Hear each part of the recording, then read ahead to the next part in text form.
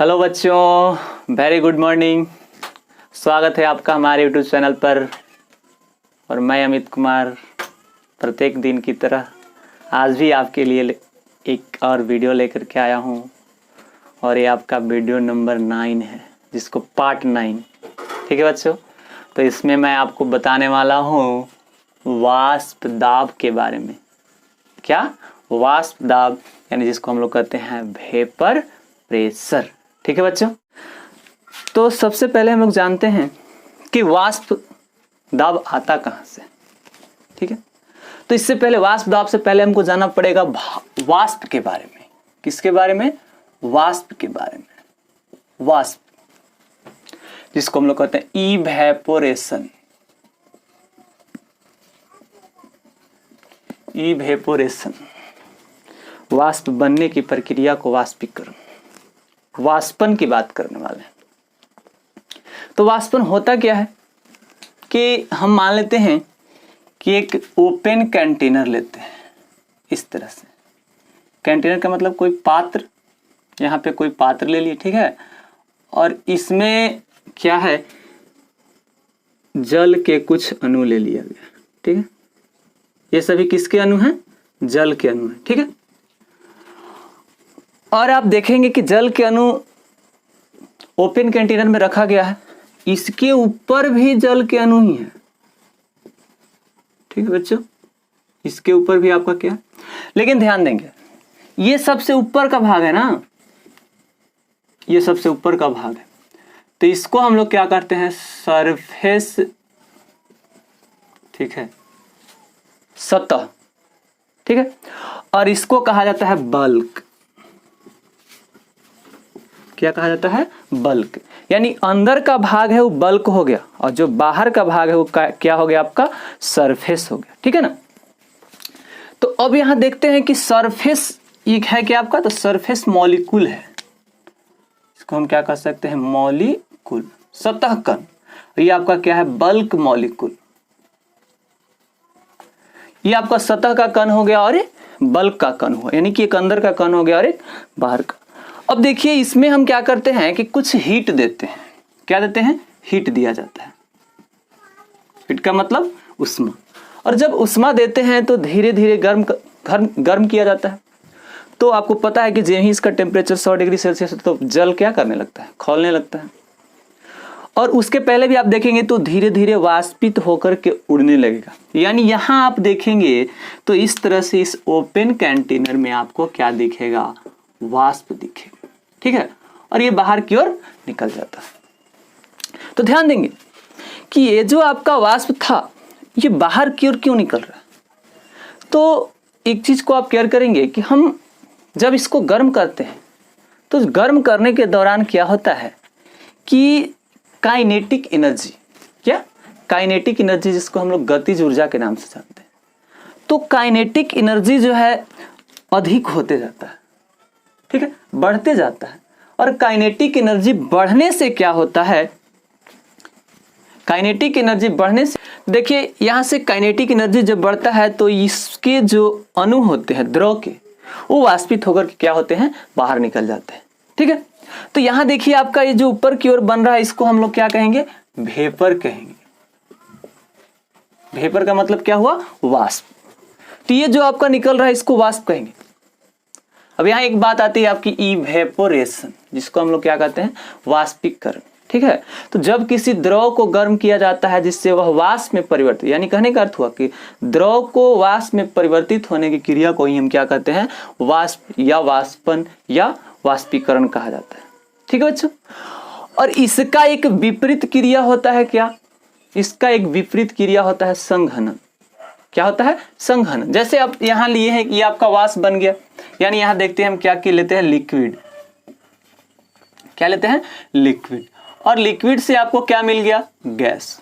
और गैस पुनः कन्वर्ट कर जाता है किसमें? लिक्विड में। यानी लिक्विड से गैस बना, तो यही आपका क्या हुआ? इवेपोरेशन हुआ, वाष्पीकरण हुआ। और गैस से आपका लिक्विड बना तो ये हो गया आपका कंडेंसेशन, जिसको हम लोग क्या कहते हैं? संघनन कहते हैं।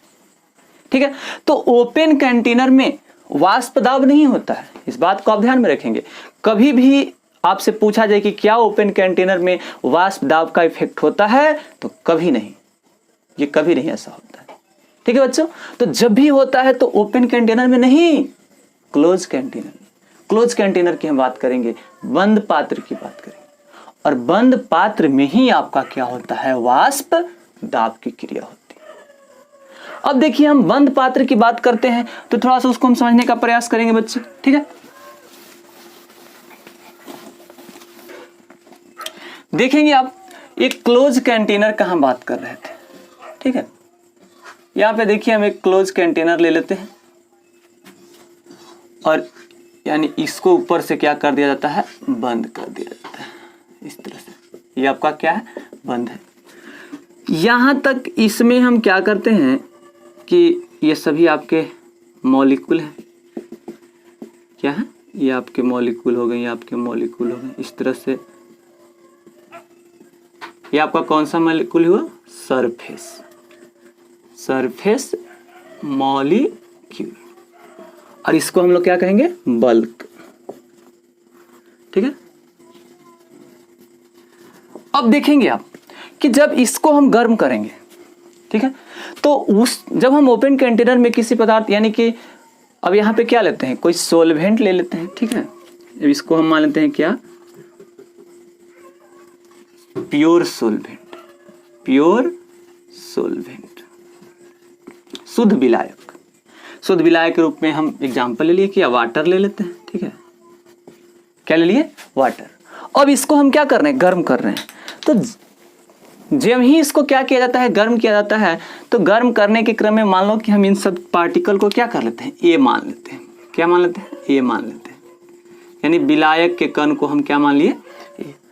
तो जब इसको धीरे धीरे गर्म करते हैं, तो हमने अभी आपको बताया कि गर्म करने से क्या होता है कि भिन्न भिन्न ताप पर, ठीक है, या काइनेटिक एनर्जी का मान भिन्न भिन्न होता है, जिससे अब जितना अधिक ताप मिलेगा उतना काइनेटिक एनर्जी बढ़ेगा। जितना काइनेटिक एनर्जी बढ़ेगा उतना ही धीरे धीरे यह इवेपोरेट होकर के, वाष्पित होकर के और ऊपर की ओर जाएगा, वाष्प बनाएगा, और वाष्प के द्वारा क्या यहाँ पे उत्पन्न होगा, दाब। यानी कहाँ से, तो किसी द्रव के सतह से, यानी कि निश्चित ताप पर किसी द्रव के सतह से।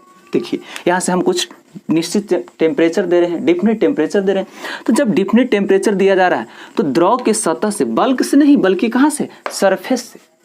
तो द्रव के सतह से क्या होता है, द्रव के सतह से क्या होता है कि वाष्प द्वारा आरोपित दाब होता है। वाष्प के द्वारा जो क्या होता है, दाब आरोपित किया जाता है। तो देखिए ये वाष्प आपका निकल रहा है और यही वाष्प क्या कर रहा है, इसको दबाव दे रहा है। इसको क्या कर रहा है, दबाव दे रहा है। तो दबाव दे रहा है तो इस क्रिया को ही हम क्या कहेंगे, वाष्प दाब। लेकिन ध्यान रखेंगे आप कि जब भी ये क्रिया यानी कि नीचे से ऊपर की ओर हुआ, ऊपर की ओर जा रहा है, तो यानी आप देखेंगे कि ऊपर की ओर गया तो ये क्रिया हो गया आपका क्या, इवेपोरेशन। इवेपोरेशन का मतलब वाष्पीकरण। और जब ऊपर से नीचे की क्रिया हो रही है, कहां से, ऊपर से नीचे की क्रिया होती है, तो हो जाता है आपका कंडेंसेशन। ठीक है, कंडेंसेशन की बात हम कर लेते हैं। तो ऊपर यानी नीचे से ऊपर वाष्प बन करके जा रहा है और वाष्प पुनः क्या हो रहा है, द्रव में परिवर्तित होता है।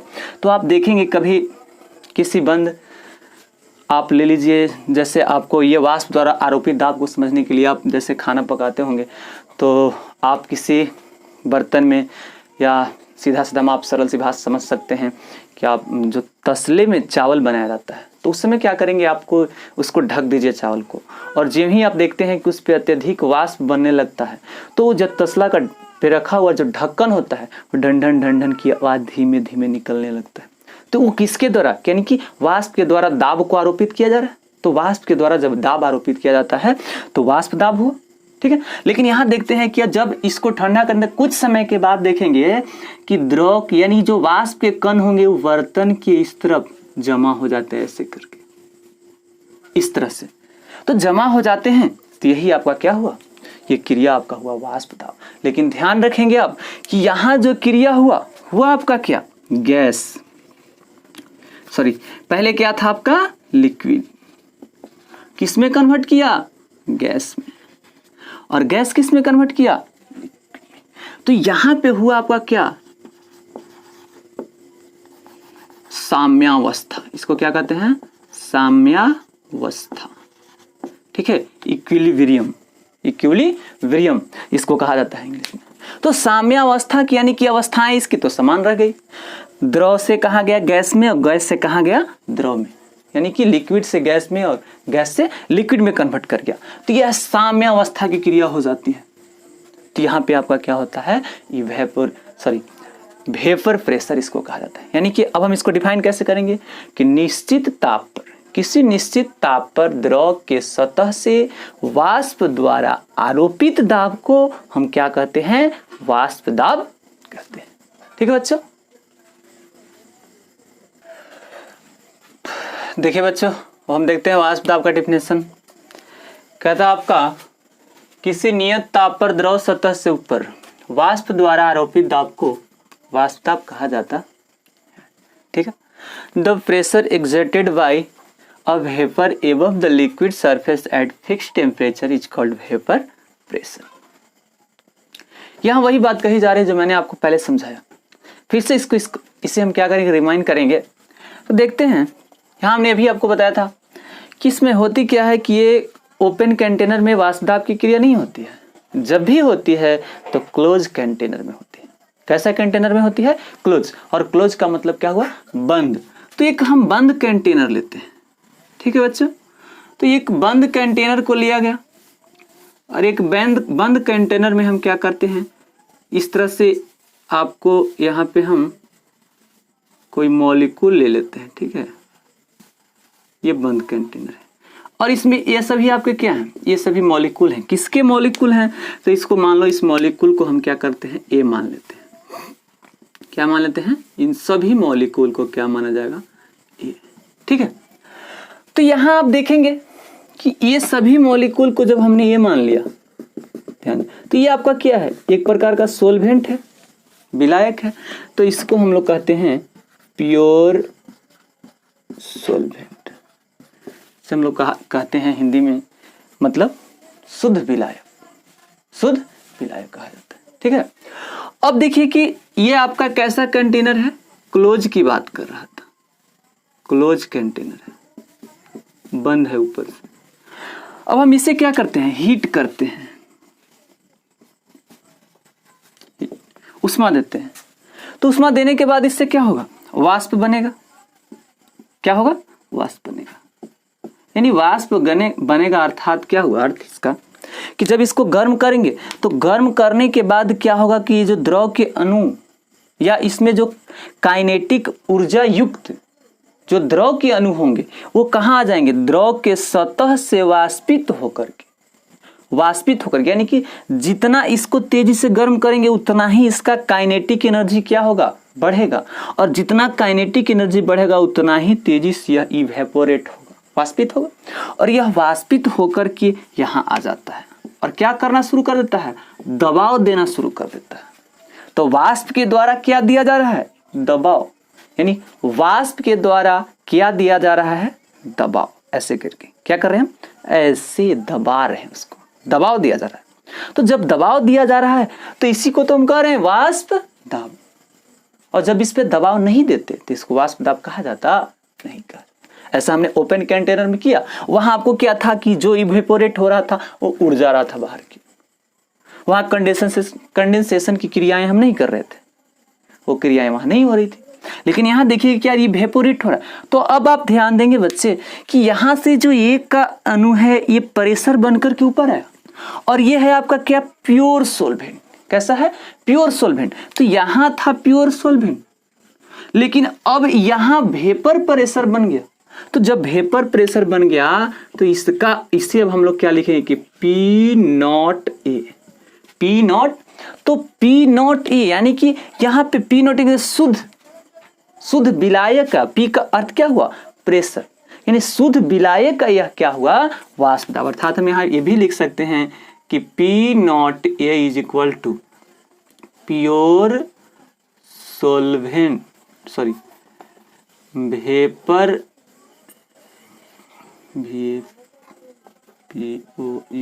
Vapour pressure of pure solvent, ठीक है, vapour pressure of pure solvent. अब देखिए कि जब ही इसको हम क्या करते हैं, गर्म करते हैं, तो गर्म करने के बाद क्या होता है कि ये वाष्पित होकर के यहाँ आपका प्योर सोल्वेंट बना दिया, यानी वेपर प्रेशर, शुद्ध विलायक का वाष्प पदार्थ तो बना। लेकिन ध्यान देंगे कि जब ही वाष्प यहाँ बढ़ता है, जब ही यानी इसकी मात्रा, वाष्प की मात्रा अधिक होती है, तो इसके कुछ अणु क्या होते हैं कि संघनित होना शुरू कर देते हैं। यानी कि देखिए हमने अभी आपको बताया था कि जब ऊपर की ओर जा रहा है तो क्या बन रहा है, वाष्प बन रहा है। क्या बन रहा है, वाष्पन की क्रिया हो रही है, वाष्पन की क्रिया हो रही है। और जो ऊपर से नीचे आ रही है तो किसकी क्रिया हो रही है, संघनन की क्रिया हो रही है, संघनन, ठीक है, संघनन की क्रिया हो रही है। तो यहाँ से कुछ, जब यहाँ वाष्प की मात्रा अधिक हो जाएगी, किसकी मात्रा अधिक हो जाएगी, वाष्प, यानी ए की मात्रा यहाँ अधिक होगी आकर के, तो इसमें से कुछ अणु क्या होते हैं कि संघनित होना शुरू हो जाते हैं और द्रव के सतह पर धीरे धीरे क्या जमा होने लगते हैं।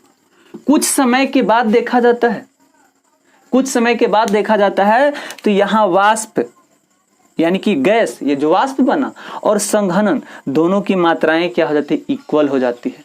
क्या हो जाती है, बराबर हो जाती है। और जब दोनों की मात्राएं बराबर हो जाती है, अर्थात किसका, यानी कहने का अर्थ हुआ कि यहाँ आपका गैस, या हम कह सकते हैं कि वेपर इक्वल टू कंडेंसेशन,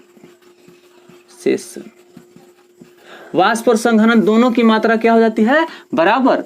तो इस कंडीशन में इसका नाम होता है गतिक साम्यावस्था। इसको हम क्या कहते हैं, गतिक साम्यावस्था कहा जाता है। क्या कहा जाता है, गतिक साम्यावस्था, या इसको हम कह सकते हैं डायनेमिक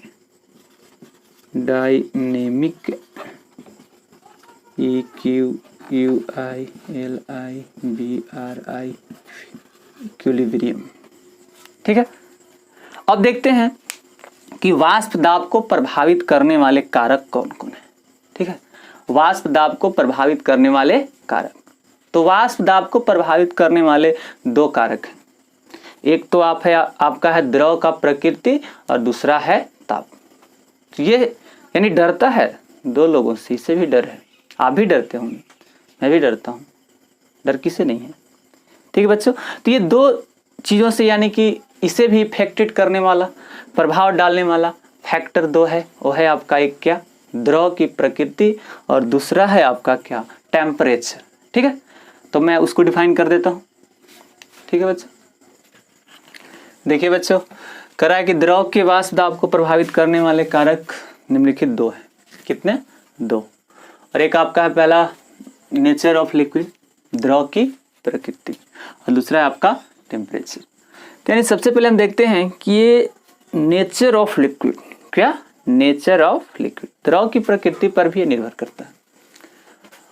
इंटरमोलिकुलर फोर्स आप जानते होंगे, जिसको हम कहते हैं अंतराण्विक आकर्षण बल। तो अंतराण्विक आकर्षण बल के आधार पर जो भिन्न भिन्न प्रकार के लिक्विड होते हैं, द्रव होते हैं, उनका दाब है, यानी कौन सा दाब, तो वाष्प दाब। वाष्प दाब क्या हो जाता है, भिन्न भिन्न हो जाता है। एग्जाम्पल के तौर पर हम लेते हैं, जैसे देखेंगे आप, हम लेते हैं इथेनॉल एंड वाटर। इथेनॉल और वाटर दो चीज हम लिए। इथेनॉल को भी हम देखते हैं, फॉर्मूला इसका क्या होता है, C2H5OH, और इसका आपका क्या हो गया, H2O। दोनों में हम देखते हैं, तो देखा जाए तो H2O में हाइड्रोजन बॉन्ड है। कौन सा बॉन्ड है, हाइड्रोजन बॉन्ड, हाइड्रोजन बॉन्ड। लेकिन हाइड्रोजन बॉन्ड में कैसा है, तो यहाँ पे हाइड्रोजन बॉन्ड जो है आपका स्ट्रॉन्ग है। कैसा है, स्ट्रॉन्ग। और इसमें भी हाइड्रोजन बॉन्ड है, बट वो कैसा है, वीक है, कमजोर है। तो आप ध्यान में रखेंगे कि जिसमें हाइड्रोजन बॉन्ड वीक होते हैं, जिसमें हाइड्रोजन बंधन कमजोर होता है, वो क्या होता है, बहुत तेजी से वाष्पित होते हैं, जल्दी वाष्पित हो जाते हैं, अपने आप भी वाष्पित हो जाते हैं। तो अब आप यहाँ देखिए कि ज्यादा हाइड्रोजन बंधन, मजबूत हाइड्रोजन बंधन किस में है, जल में है, और कमजोर किस में है, C2H5OH में है, ठीक है। तो C2H5OH में है, तो अब इसमें पूछा जाएगा आपसे कि इथेनॉल और वाटर, ठीक है, इथेनॉल और वाटर दोनों में सबसे पहले वाष्पित कौन होगा? तो आप किसका जवाब देंगे? इथेनॉल का, क्योंकि इसमें क्या है? वीक हाइड्रोजन बॉन्ड है और इसमें क्या है? और स्ट्रॉन्ग हाइड्रोजन बॉन्ड है। तो हाइड्रोजन बॉन्ड का मतलब क्या होता है बच्चे? आपको पता होगा कि वैसा कंपाउंड, ठीक है, वैसा मॉलिक्यूल जो क्या होते हैं कि हाइड्रोजन के अलावे फोन से मिलकर बनते हैं। हाइड्रोजन के अलावे फोन से मिलकर के बनते हैं, यानी कहने का अर्थ हुआ कि हाइड्रोजन के अलावे, नोट में आप यहाँ लिख लेंगे, लिखना चाहेंगे तो हाइड्रोजन के अलावे, यानी कि हाइड्रोजन इसमें फिक्स है, हाइड्रोजन इसमें क्या है? फिक्स है। और हाइड्रोजन के अलावे फोन लग जाए, हाइड्रोजन के अलावे क्या लग जाए? फोन, FON, यानी कि फ्लोरीन, ऑक्सीजन और नाइट्रोजन, इसमें से कोई भी शामिल हो जाएगा तो वहां पे हाइड्रोजन बॉन्ड पाया जाता है। जैसे आप देखिए यहाँ पे H2O, तो हाइड्रोजन के अलावा इसमें ऑक्सीजन है, यहाँ भी आपका हाइड्रोजन है, यहाँ भी ऑक्सीजन है। बट आप ध्यान में रखें कि जल में क्या होता है कि जल में सबसे मजबूत हाइड्रोजन बंधन बनता है। तो यहाँ देखिए, अब वैसे ये कोई फिक्स नहीं है, लेकिन यहाँ देखते हैं कि इन दोनों के कंपेरिजन में यहाँ H2 में क्या है? आपका ज्यादा मजबूत है आपका हाइड्रोजन बॉन्ड और स्ट्रॉन्ग है, तो इसलिए धीरे धीरे वाष्पित होगा और इथेनॉल आपका क्या हो जाएगा? तेजी से वाष्पित हो जाएगा। ठीक है, तो ये आपका टेम्परेचर, यानी सॉरी, ये आपका क्या हो गया? नेचर ऑफ लिक्विड, द्रव की प्रकृति। यानी द्रव की प्रकृति पर भी आपका निर्भर करता है कौन? वाष्प दाब। फिर आते हैं हम क्या? टेम्परेचर। तो टेम्परेचर अफेक्टेड करता है इसको, कह रहा है कि ताप में वृद्धि से वाष्प दाब बढ़ता है। देखिए, अब एक तो ये तो चीजें आपकी नॉर्मल है, आप प्रैक्टिकली करके देख सकते हैं कि जब हम ताप बढ़ाते हैं किसी चीज का, किसी लिक्विड को ही हम लेते हैं और उसको क्या करते हैं? गर्म करते हैं, तो कम ताप पर कम वाष्पित होगा। और जैसे जैसे उसको हम क्या करेंगे? टेम्परेचर को बढ़ाते जाएंगे। तो जैसे जैसे उसमें टेम्परेचर को बढ़ाते हैं, तो टेम्परेचर बढ़ाने के साथ क्या होता है कि टेम्परेचर जब भी बढ़ता है तो अणुओं की गतिज ऊर्जा, जो उसमें अणु जो होते हैं, उससे गतिज ऊर्जा क्या होती है? बढ़ जाती है।